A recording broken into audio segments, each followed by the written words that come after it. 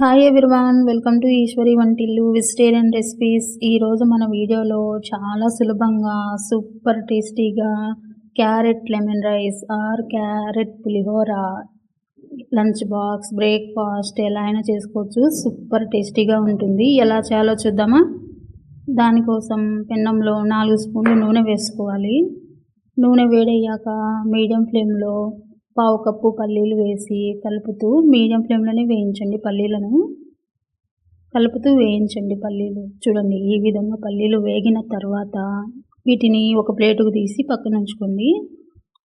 చూడండి, అన్నీ పక్కకు తీసుకోండి. చూసారా, ఈ విధంగా తీసుకోవాలి. ఇప్పుడు ఇదే నూనెలో 2 స్పూన్లు ఆవాలు జీలకర్ర, 6 పచ్చిమిర్చి తరుగు,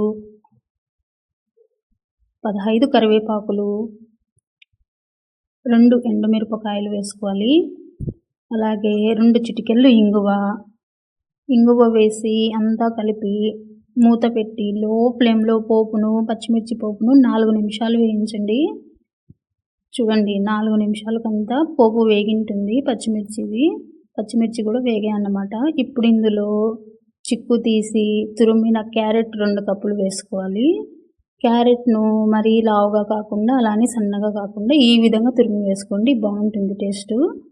చూడండి, అంతా కలిపి మూత పెట్టి 8 నిమిషాలు క్యారెట్ మెత్తబడే వరకు వేయించాలన్నమాట. మధ్యలో కలుపుతూ వేయించుకోండి, లేదంటే మాడుతుంది. చూడండి, 8 నిమిషాల తర్వాత క్యారెట్ బాగా మెత్తగా వేగిపోయింది.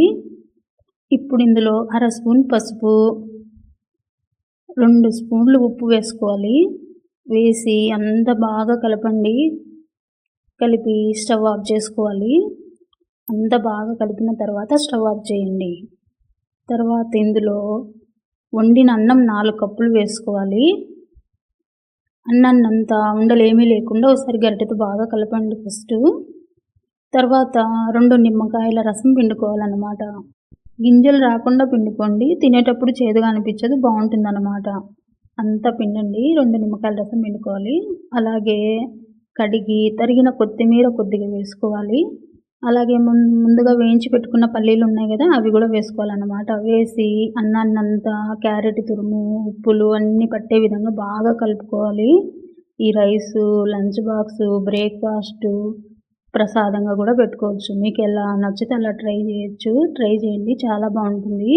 పిల్లలకు లంచ్ బాక్స్లో కూడా సూపర్ టేస్టీగా ఉంటుంది. నచ్చిందండి వీడియో? నచ్చితే లైక్ చేయండి, షేర్ చేయండి, సబ్స్క్రైబ్ చేయండి. Thank you for watching.